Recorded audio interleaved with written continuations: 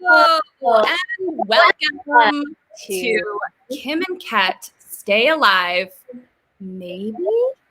We are a horror movie comedy podcast, and normally we spend our episodes telling one of us the entirety of the plot of a horror movie and seeing if the other one is able to stay alive in it. But today we have something special for you. I'm Kim Burns. I'm Ketrin Porter. So for our last episode, Ketrin told me about Fangoria's newest movie, Porno, which did not disappoint, let me tell you. It's not. And in that film, we were introduced to Queen Jillian Mueller, who played Chastity, otherwise known as Chaz. And we have a surprise for you. She is here. Yay! Yay! Thank you so much for coming on, Jillian. Yeah, thanks for having me. Yeah. So I guess just to get started, tell us a little bit about Porno for those that haven't seen it yet. What are they in for? Okay, so Porno, we're set in 1992, and we're in a small Christian town. So we're a bunch of high schoolers that work in a movie theater, and we have very strong Christian values. That's what the whole town, most of the people in the town are brought up on. And so we work in this movie theater, and we find that it used to be an old porno theater. So we find this naturally being teenagers that, are very Christian, and it's just not something that we're exposed to or have ever seen. So naturally, we're intrigued by this old porno reel that we find, and we get a little taste of it. And we, without knowing it, we unleash something out of the reel, and then that's where the chaos ensues. It's so fun. It's such a fun movie. And this really setting, like 1992 is so great. Yes, I agree. I agree. And I thought it was interesting because we would get asked when the film debuted at a bunch of the different film festivals, like we premiered at South by Southwest, and Q&As after, people would ask questions, and they would ask, like, why 1992? And I always just thought, because it was like, it's kind of the perfect context, because even like the way we dress and the slang and things like that is kind of actually what makes it funny and nostalgic. Yeah. But what one of the writers said too, what really helped was they needed it to be a time period where the internet wasn't what it is now, where people can go online and find whatever, any porn that you want. So it had to be something where we have never found this before, because we don't go online, and if it's not in the house and we're not raised around it, it really is foreign to us. So 1992 is sort of their year where they're like, they can get away with not having the internet be so, in our day-to-day lives. Yeah. It was such a fun movie. Was there like a particular reason that like you specifically wanted to get involved in this project? Because I know that your background seems to be mostly Broadway musicals. So to now be doing, a horror movie about porn, that's quite a departure. Totally. Well, it's funny because my resume is mostly Broadway musicals, but I've always wanted to do film and television forever and ever, and I've been auditioning for it for a million years, but I just, it's like you kind of, especially in the beginning, you kind of go where the work is, so you do what you're getting hired for. Hear that. So that's, I think, kind of why the majority of my stuff just became Broadway musicals, because that's what I was getting hired to do. So, but with this, when it first came up, it was just like, it was an audition that popped up. I sent in actually a self-tape like this. Oh, awesome. Awesome. Yeah. Oh, I'm actually a big fan of self-tapes. Used to hate them, and now it's like my favorite thing. And when you can book a job from it, it's like, there's nothing better. Yeah. So when it came, I just sent in an audition, and I actually initially, you auditions roll in, and sometimes like, right away if you like something's really not for you, but most of the time you're kind of open to whatever. But I liked it because I liked the part. It wasn't, a lot of times I feel like when I get high school roles, it's always just like nice, pretty girl. Like sometimes there's like not much to it. where she definitely had this like edge to her, and she's a little bit of like a goth girl, and so I initially liked that, and then after that initial audition, I had like a Skype session with our director and one of the producers, and in talking about it with them and stuff, I really liked their take on it. Like, I think a big thing for me was they're not trying to make fun of people that are very religious or very Christian, have those values. It has nothing to do with that. It's just the context of where the movie goes and how these events would occur to people of that population. Right. Totally. So like that was really cool to me. And honestly, I just instantly got a good vibe, which I think is very important, of the creative team that was part of it, the writers and the director. And I think all the guys in the cast too, right away, because we were all filming this movie. We're on set for 4 weeks. We were living literally in a haunted hotel. Like, no, shut up.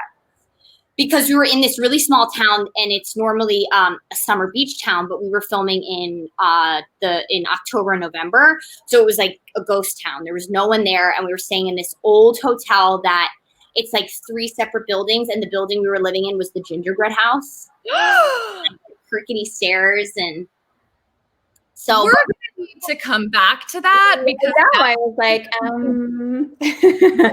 But I think the basis, I remember like the first even just few days, the group of people, it was so fun. It was so funny. We really had the best time. And it was just such this weird experience because we were filming in a dark movie theater all day, every day. So we had no concept of time. Like, we never saw the sunlight. Yeah. It was just this crazy war. Kind of like right now in quarantine. Yeah, exactly. Yeah, right. So I think just like the vibe and the feel, I instantly knew, like, I was comfortable, and I was like, this is really fun. Actually, I remember after doing that movie, it solidified to me. I was like, I want to make more movies. Like, I want to do what I like to do, and this is so fun.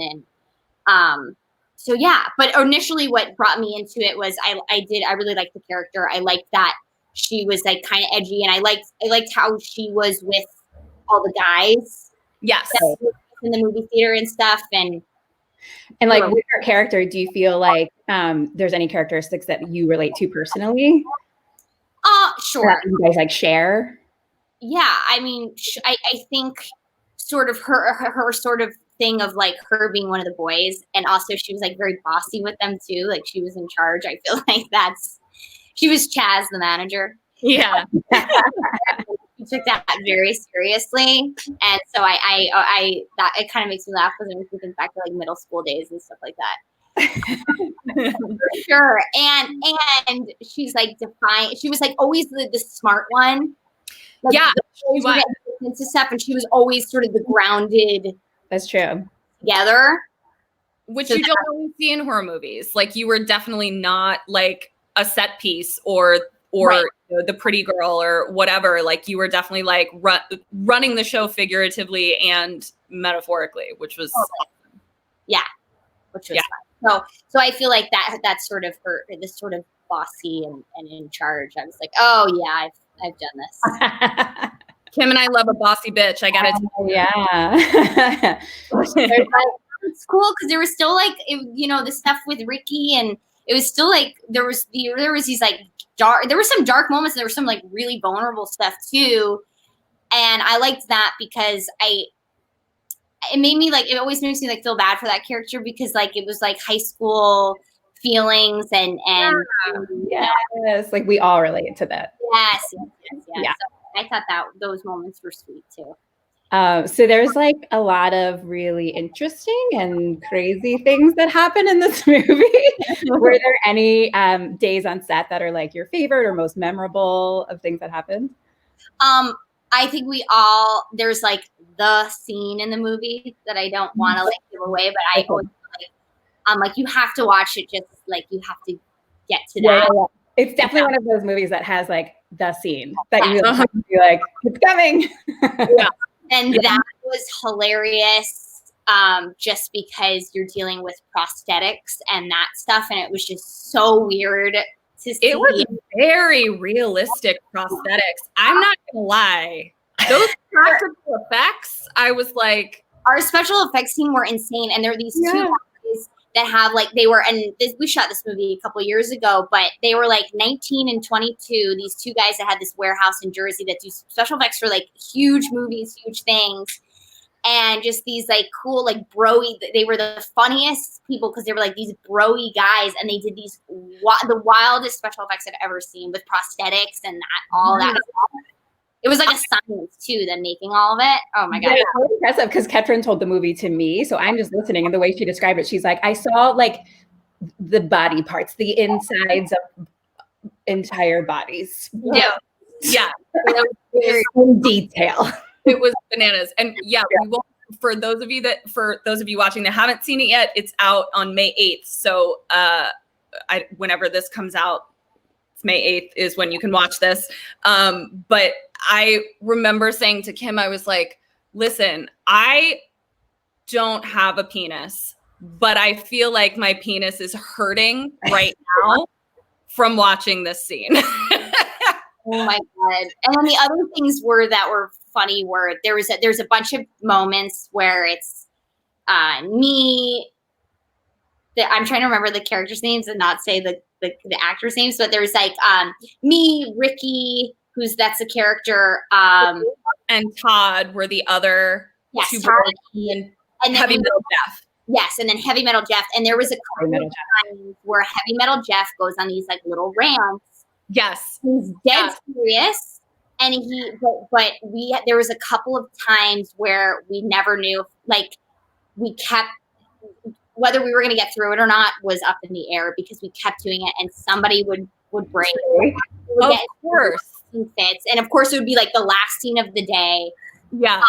So those were like kind of my favorite memories of us trying to film some of these scenes with Heavy Metal Jeff, and there was always like, and people there you would catch a few of us maybe on one or two takes where we're like looking down because no one can make it. I watched it after she told it to me, and I was like, how is everyone not cracking up? Because he's so intense. Like he really, I believed everything he said. He did a great job. Him and I say to each other, like, all we're going to say to each other is, you don't want to show up to heaven smelling like an ashtray, do you? Like, but he's bananas. Yeah, I don't know how you kept a straight face. So it was hard. It was so funny. Well, we kind of touched on it a little bit when you're not, of what you're doing when you're not starring in horror films. But is there any particular project that you're really excited about, or anything coming up, or what you're doing right now that you want to share before we get into the fun, weird questions? Actually, right before obviously everything stopped, right. I'm filming. I'm currently doing a new Netflix show. It's called The Crew, and it's Kevin James's new show. The comedian Kevin James. Oh yeah. So it's his new sitcom for Netflix. It's called The Crew, and it's about NASCAR. We're a NASCAR garage. Oh, how fun! Yeah, so we just finished 7 episodes. We have 10 episodes to get through. So we finished 7, and then this shutdown happened. So we're waiting to finish it out. But I'm super. I want to get it done so bad because I want it to get out into the world. But I play his boss. So oh my gosh! And it's a sitcom. Playing the boss. Yeah, I know, right? Well, that's great. Well, I can't wait for that to be out in the world. Yeah, it's gonna be. I think it's gonna be so good. We've been having like such a good time making it, so we just wanna finish it and get it out there, and hopefully, I'll do more seasons. Yeah, for sure. This too shall pass. We can't stay like this forever. It'll happen at some point. Now more than ever watching Netflix, so hopefully it gets out there and tons of people see it. Yeah, for sure. Well, we have some fun like horror-y scenario questions for you, and then Kim at the end is going to play a teeny tiny little mini version of the game we play on our podcast for you. Okay, so our first question is, do you have a favorite horror movie that scarred you as a kid? I hate horror movies, first of all. Do you? Because I get so scared. Yeah. I can't go to sleep. And I think now I'm a little bit better, but I still get freaked out. Actually, the last thing I saw, there was a drive-in movie theater here. So with the craziness going on, the drive-in is still open. Oh, right. We saw The Invisible Man. That was the last one I saw, and that was freaky. It was going to be a test because I was like, let's see if I can go to bed after this. Yeah, we haven't done that one yet, but we're super excited to do an episode on that one. It's good. It's really good. I thought it was really good. But what scarred me as a kid is I watched, kid you not, 2.5 minutes of The Ring, and I couldn't sleep for a month. Ooh, yeah, no. That one was scary. That one was scary. Scary movies truly, I don't know how people like really love it and can watch a bunch and then like go to bed at night. I don't know. Oh, we're all insane. That's why. I get real spooked. Okay, well, the other questions are just hypothetical questions. So would you rather be a vampire or a werewolf? And then an addendum to that question is, would you rather date a vampire or a werewolf? I want to be a vampire because especially when those shows are they were like the it shows on television. I was like, I want a piece of that. And then also I'm really pale. I'm very white and I have dark hair. So growing up, it would be like, oh, you play a good vampire. And I would be a vampire for Halloween sometimes. So I just felt like that would. I love it. Yeah, you already have the style. Yeah, that was my people. Even Chaz gives me a little vampire-y vibe. See that? Yeah. So who would you date? Who would you date?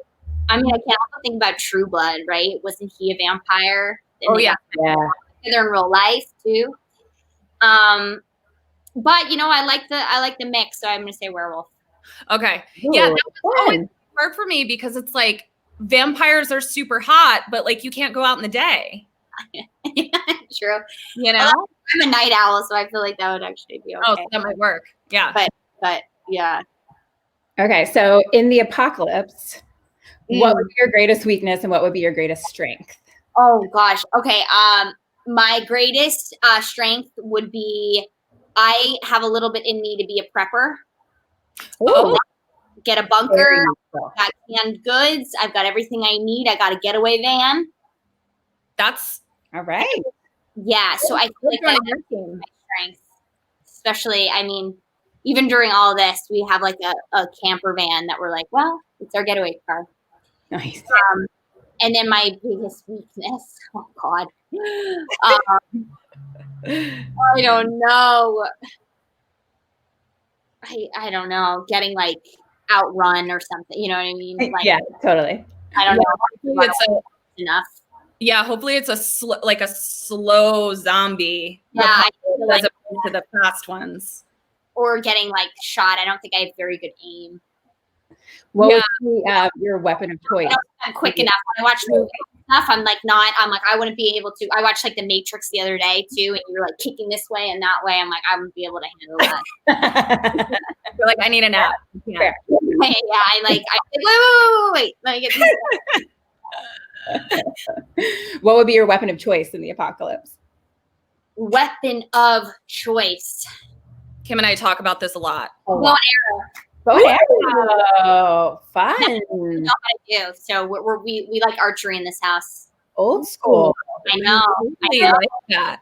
Also, I'm like picturing you as like a sexy vampire with a bow and arrow.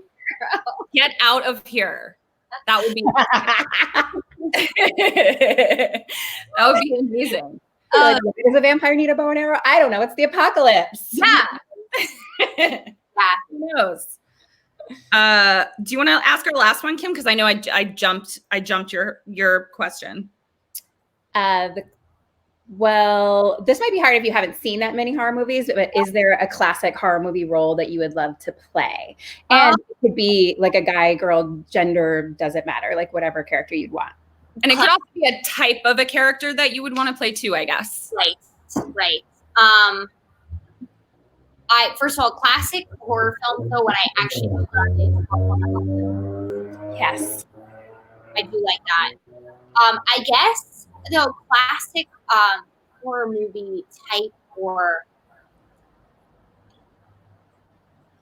Okay, well, this isn't even really. Okay, I have two parts to this. Love I it. guess type whatever would be sort of switching it on its head, and you know how the Halloween movie, the one in the guy in the mask, Michael Myers. I would want to do that and be Yes.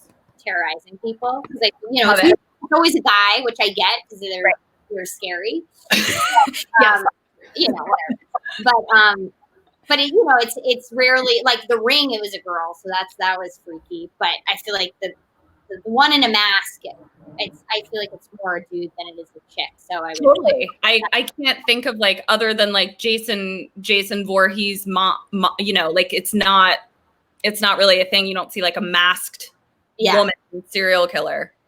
And then the other, I just recently saw the movie The Hunt, which isn't really a horror movie, but Yeah. I would want to be the Gillipan. What's I don't know. Gillipan? Yes, I would want to be that character. Oh my God, I loved her. Crazy, insane badass. She blew my mind in that movie. Yeah, exactly. So like that type of character, I think would be crazy. Yeah, totally. Well, Kim, do you want to? Since we've given her a little warm up. Yeah. Well, we have one last question now. So Right. you can only choose one character from Porno to be your zombie apocalypse partner. Who do you pick and why? Oh, my partner. I kind of think Abe. Oh, Abe. Curly. Yeah, Curly, right? solid dude. yeah. I don't know why. That's my gut instinct because I'm thinking like also with what goes on in the movie and who has things happen to them. Yeah, I don't think I would. I don't trust those guys. They get swayed. they do get swayed. Though I feel like Heavy Metal Jeff's intensity. Yeah. What originally I was thinking, I was like, well, he's so intense, but because of the events that happen, I can't choose them.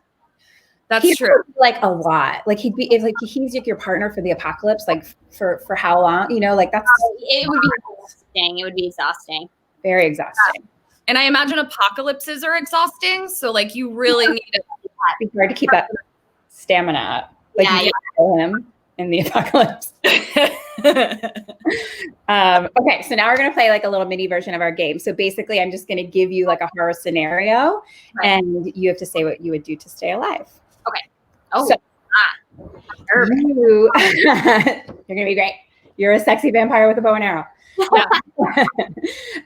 So you are an aspiring child psychologist, and you are currently working at a like a training for camp counselors. So you're at a summer camp. Oh, But it's all camp counselors like training. summer camp. It's always spooky. Mhm. Mm-hmm. So at this summer camp, famously, a boy drowned many years ago. Since then, the camp has been plagued by all kinds of bad shit. Most importantly, the drowned kid's mom started killing counselors in a quest for revenge, also years ago. Okay.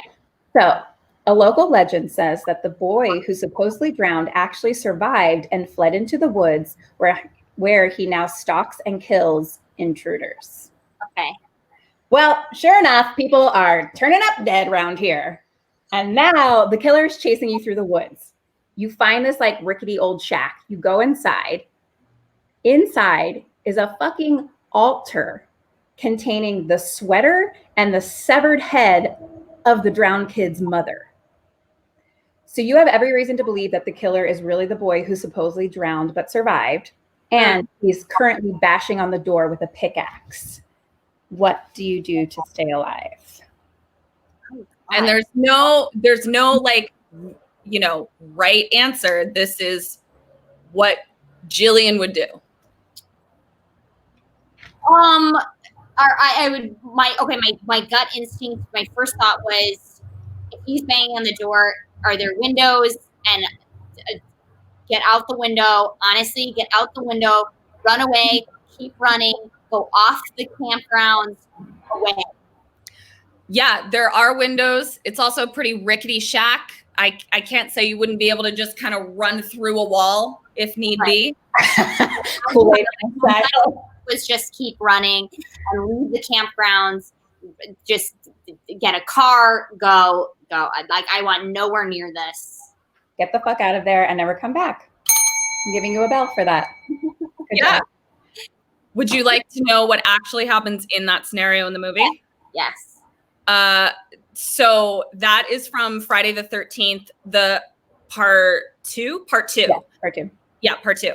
And so because Jason is all tangled up with some serious mommy issues, she puts the sweater of the mother on and starts talking to Jason as his mommy. This is why I told you I wouldn't be good in a horror movie, because there is that whole, well, she's a psychiatrist too, so it's like that whole mental game that I don't know if I have that. Like, my gut instinct is not that. Yeah, listen, I'm gonna tell you. I'm gonna tell you to go in general with Run Out the Window. Putting on the sweater of dead moms is a super niche, dangerous game. Yours is a lot more universal, I'm gonna say, which is why you got a bell. Oh, so she started talking to him to calm him down. Yeah, being like, Jason, don't do that. That's naughty. I don't know why she's from Michigan now, but so yeah. Well, I guess, do we have anything else, Bernsey? I think that's it. Thank you so much for coming to play with us. Yeah, thank you. That was so fun. It was so fun. Before we sign off, is there anything else that you'd like to plug or anything we need to know from you? No, just like you said, I have this lovely new show on Netflix, The Crew, coming out hopefully in the fall. My Instagram is at Jillian, my first name, _Mueller, Mueller. And other than that, I have nothing else to report. And watch Porno. I keep telling you, I really think it's such a good time. My whole family has seen it. And and that's the thing. That's the initial reaction is like, ooh. And specifically my mom and my little brother, I saw it together with them, and they absolutely loved it. My dad has seen it so. Oh my gosh, I love that. No, it's sounds crazy. I really do think that there's a little bit of everything for people, and even though it's a horror comedy. Let us remember. So it's funny, and it's just a good time.